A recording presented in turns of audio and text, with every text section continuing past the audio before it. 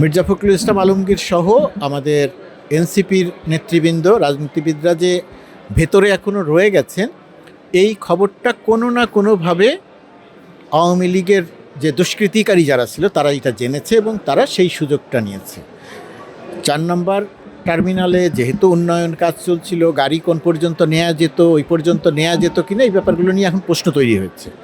তারপরেও তাদের যে পথ দিয়ে হেঁটে গেছে ওইটা কোনো বিবেচনাতেই কাজটা আমরা সঠিক করিনি, আমাদের যারা করেছেন তারা সঠিক করেন, এটা একটা ভুল হয়েছে। সরকারের পক্ষ থেকে পুরো বিষয়টি খতিয়ে দেখা হচ্ছে। যদি কোনো জায়গাতে কোনো দুর্বলতা পাওয়া যায়, অসততা শব্দটি আমি বলবো না, যদি দুর্বলতা বা কোনো অসাবধানতা পাওয়া যায় তাহলে তার বিরুদ্ধে সেই অনুযায়ী ব্যবস্থা নেওয়ার কথা। এবং যারা এই সন্ত্রাসী কর্মকাণ্ড করেছে তাদের বিরুদ্ধে যাতে যুক্তরাষ্ট্র সরকার যথাযথ তদন্ত করে কার্যকর ব্যবস্থা নেয়, কঠিন ব্যবস্থা নেয়, সেটার ইতিমধ্যেই লিখিতভাবে অনুরোধ জানানো হয়েছে। এমন হতে পারে একটা মামলাও করা হতে পারে, এমন হতে পারে না, মামলাও করা হবে, যাতে কার্যকর ব্যবস্থাটা নিশ্চিত করা যায়।